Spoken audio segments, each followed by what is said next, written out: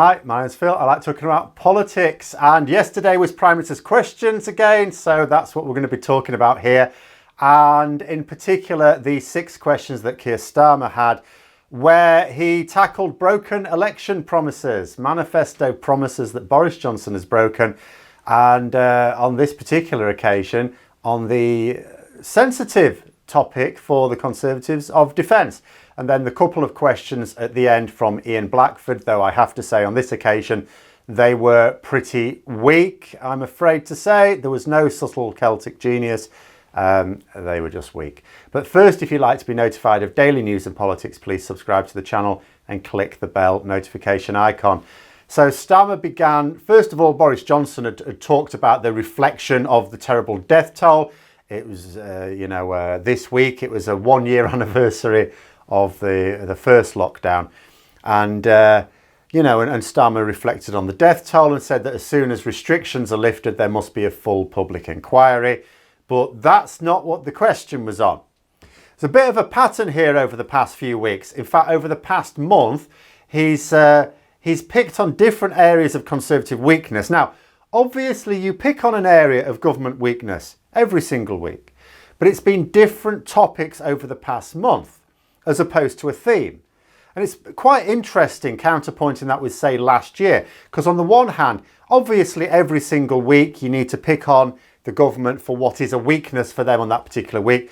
But due to the nature of 2020, there was often a running theme on that, and he was able to set traps for Boris Johnson and then spring them a week or two later. Whereas when it's on different topics each time, it's a little bit weird. But it shouldn't be weird because that is quite normal over years, but compared to last year.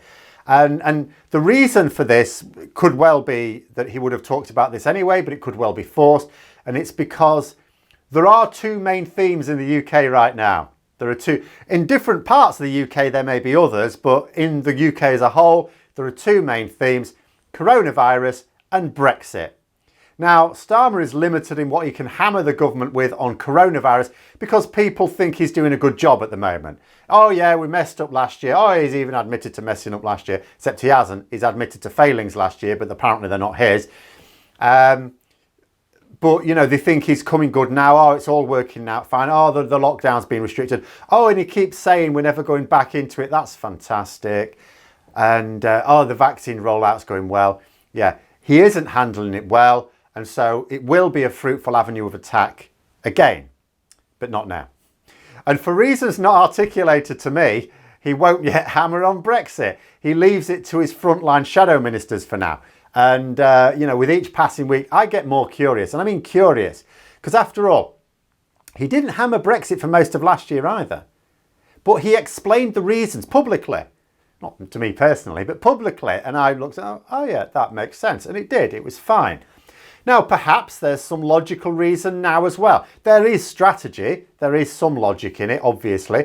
But, unless I'm missing something, it hasn't been communicated, which I find curious. They were happy to communicate their reasons last year, but not this year. What's going on? But anyway, if he won't touch either of those 2 topics, then, for strategic reasons, you are left with government balls up of the week. And this week it was defence. I mean, there are probably more serious issues right now, but it also needs to be a topic that resonates with potential swing voters. It's all too easy to fall into the trap of picking on something that'll, cheer your supporters on. But if it's not winning over those swing voters, what are you really doing?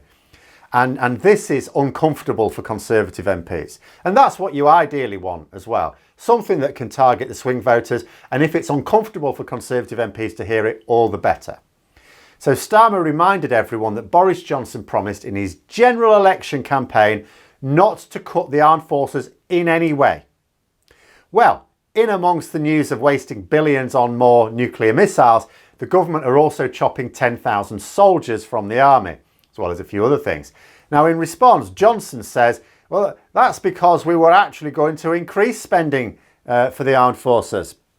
Then he banged on about Starmer supporting Corbyn, who wanted to pull the country out of NATO. So 2 comments there. First one, question, why are you cutting 10,000 soldiers from the army when you said you wouldn't?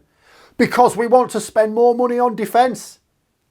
Am I missing something again? I mean, it's been a long day. It's always a long day for me on Wednesdays, and I can quite see how it's possible to spend more money on the armed forces and still get rid of 10,000 soldiers. You know, if you're just going to give the extra cash to America for more nukes. But it's hardly an answer to the question, is it? The question was, why are you cutting these soldiers? As to the second point, well, Jeremy Corbyn hasn't called for the UK to leave NATO. I'm going to quote from you Jeremy Corbyn's manifesto from 2019. We will maintain our commitment to NATO. And why wouldn't he anyway? Labour helped form NATO along with the NHS. It's one of the party's long-standing achievements. Obviously, in the case of NATO, it wasn't a solo effort. Other countries in Europe as well as North America. Now, Corbyn has criticised NATO. He has no love for it. We know he's a pacifist. But the commitment was in black and white, a commitment to NATO. So not only is it a weak attempt to tie Starmer to Corbyn, which is also, it's always what Johnson does when he's in trouble. Again, he knows that Corbyn is the stick he needs to beat with. Corbyn was very unpopular. Don't go on at me about being fair or unfair. It doesn't matter. He was unpopular. And Johnson likes to tie Starmer to Corbyn. But the alleged policy is a lie. In response, Starmer mocked Johnson's answer and picked on the fact that the Prime Minister appeared in amongst his ramblings to suggest that the army stands at just over 100,000. To which Starmer quoted from Boris Johnson's own Defence Secretary, who said this week in Parliament that he had taken the decision to reduce the size of the army to 72,500 by 2025. Then pointed out that Johnson didn't actually answer the question. Always do that. I don't know why he doesn't. He does do it on a regular basis, but maybe he just feels he'll sound like a broken record. Good. Make it play on the public consciousness. Boris Johnson doesn't answer the question. But anyway, he pointed out that he didn't answer the question, which is, why did he make the promise? But then he quoted him again, saying that there would be no cuts in any form. Note, this is not saying no net reduction. It wasn't like we're not going to cut the armed forces and leave it at that, because then you can say, oh, we're going to cut that bit, we're going to raise this bit, and overall it's a growth. You can argue semantics there. Not reduce it in any form, there's no semantics to come to the rescue. Then Starmer reeled off a list of all the cuts to the armed forces beyond just the 10,000 soldiers by the government announced 2 days ago. So now Starmer asked, when Johnson made that promise, did he ever intend to keep it? Did he intend to keep that promise to our armed forces? And the line is an obvious one here. The Conservatives like to think of themselves as the party of law and order and military might. See, when people have a vague idea about party politics, I always remember back to when I was first getting interested in politics, when I was very young.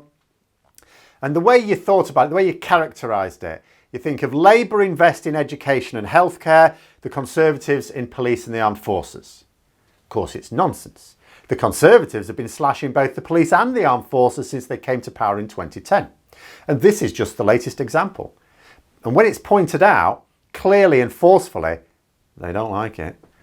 Then something. So you may or may not remember in 2019, during an election debate, Boris Johnson said that he wasn't a liar in the debate, and the whole audience erupted in laughter. Because whether they voted for him or not, they know he's a liar. Even his supporters know he's a liar.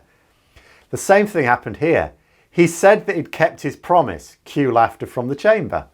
Then he said they'd actually increased spending. Again, it's not being asked about spending. I mean, taking money from British troops and equipment and giving it to an American arms dealer is probably not quite what people had in mind when voting Conservative.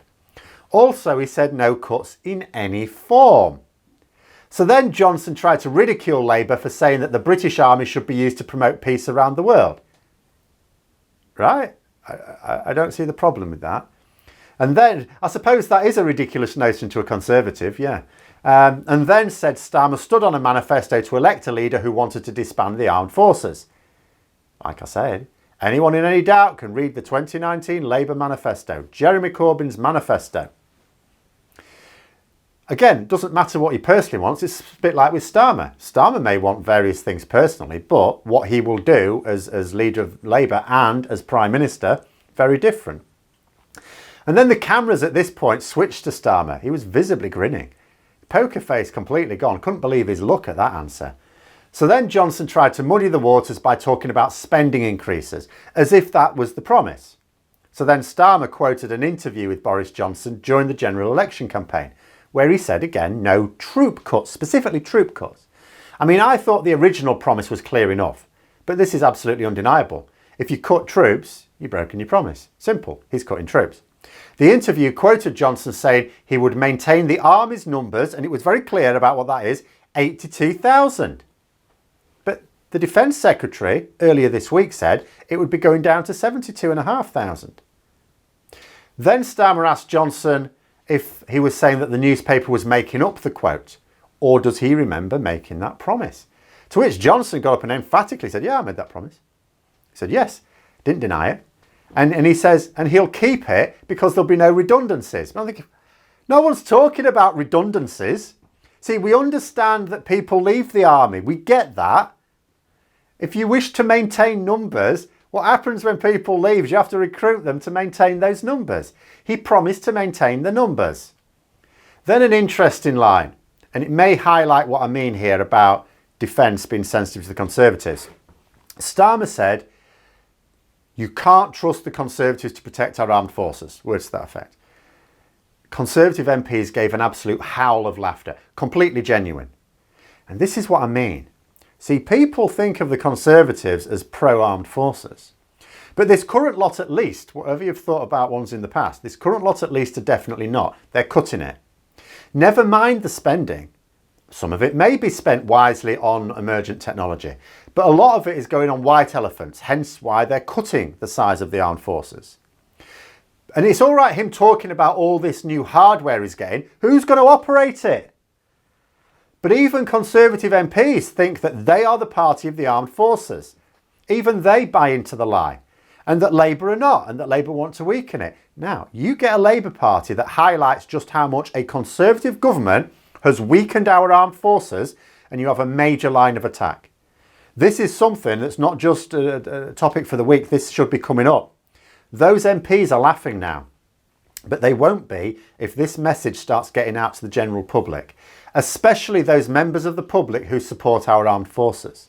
What Johnson is doing here is the equivalent of Trump mocking veterans. You can lose a Conservative support base pretty quickly if you fail the military. And you can shift swing voters as well.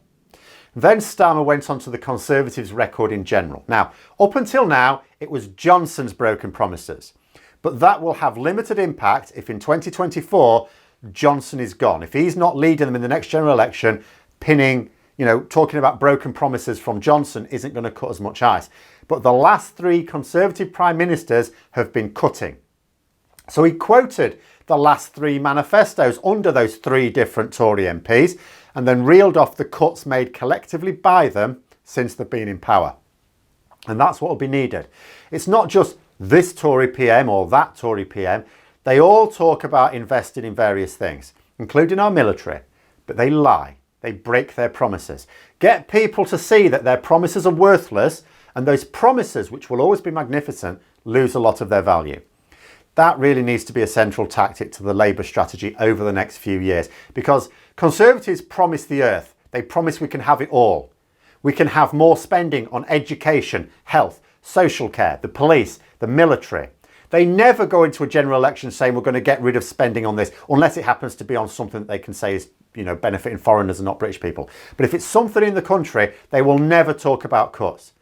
More jobs, more everything, and all with lower taxes as well. It's a load of crap. It's a load of obvious crap. But people keep believing it. Make them see, and the Tories lose a lot of their appeal. What is the point of promising all these things if people realise that they may not keep that promise? And Starmer certainly seems sensitive to this because his penultimate statement pointed out a variety of broken promises, not just to the armed forces, to the NHS, tax promises broken. And then he challenged Johnson he said, if you're so proud of your work, put this to a vote in the House. Of course he won't. He'd lose. Conservative MPs will not vote in large enough numbers to cut the military. If this went to a vote in the House, I shall tell you what will happen.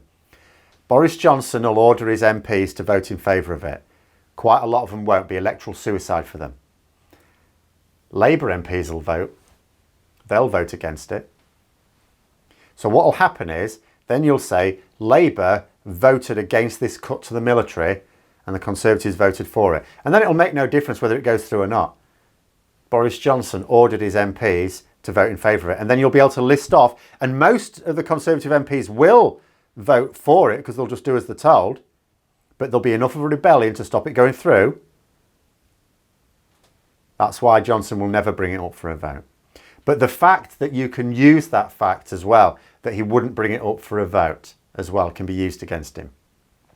Now finally on to the SNPs questions. Ian Blackford. Now he brought up the Scottish elections, which I'm guessing the SNP will breathe a bit of a sigh of relief of now after this week.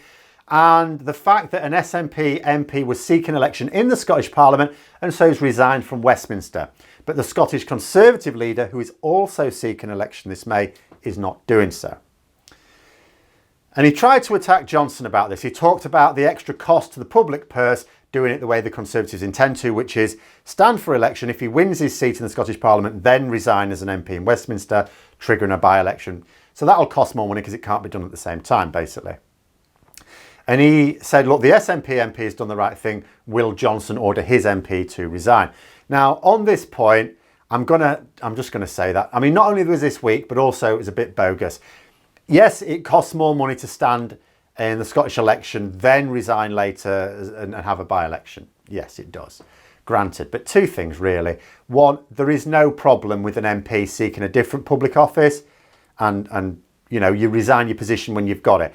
After all, consider it's a job, isn't it? Consider it in yours and I cases. So if, let's say you've got a job, but you fancy a different one, you think the other one will be better. You don't quit your job and then apply. You apply first, have your interviews. If you get the job, then you resign. That's perfectly normal. We expect to be treated like that. We would expect to be able to secure the next position first before quitting our own one. Why should MPs be any different? So I can't back Blackford on this one. And the second thing is, it's untrue anyway. It's not like he's asking Johnson to do something reasonable. He's asking Johnson to do something that's not legally possible. It's not for Boris Johnson to order any of his MPs to resign. He can urge them to do so, just like Starmer urged a Labour MP to resign recently, but he has no power to order it. So even suggesting that Johnson should order him, which is legally impossible, is also being deliberately misleading. Which is a shame, really, because the thing is, yes, you expect questions linked to the Scottish elections as we approach May. It's quite right for him to do that. End of the day, PMQs is party politics. The problem with this is it was weak. There were no real questions, and it allowed Boris Johnson to go off on one. He actually made Ian Blackford look silly. You know, he mocked him on both times. Now, normally, you see, now he might have done that anyway, but if serious questions had been asked, then Johnson looks crass, which he sometimes does when he wants to do his grandstanding bit. He looks crass. And then what happens is the SNP gain because, oh, this Scottish MP was asking about a very serious question that's affecting people's lives and livelihoods, and the Prime Minister just got up and grandstanded. He doesn't care about us. You gain, you benefit. Boris Johnson's opened his mouth and wrecked the union a little bit more. But the problem is it wasn't a genuine question. I mean, why couldn't he have said, for example, about something that the SNP are going to do in the Scottish Parliament? When, you know, if we win our majority, we have the... Why don't you bring up a policy up? It's the SNP's policy to do this to improve the lives of people in Scotland. Why won't the Conservatives commit to doing the same thing in Scotland as well? You know, why didn't he do that? He'd still be bringing the Scottish elections into the equation, but he'd also be hammering on something that's important to Scottish voters. But no, load of rubbish. Load of rubbish. Needs to be a genuine, meaningful question. All he did was make a couple of weak statements, and Johnson's response was absolutely scathing. He was loving it. And the only time you should be comfortable with Boris Johnson loving giving a response is if you're setting him up for something later, but he wasn't. But anyway, those are my thoughts. Let me know yours in the comments below. Hope you found the video interesting. If you did, don't forget to click the like button. And if you'd like to support the channel further, please also click the Patreon link for details. And until next time, I'll see you later.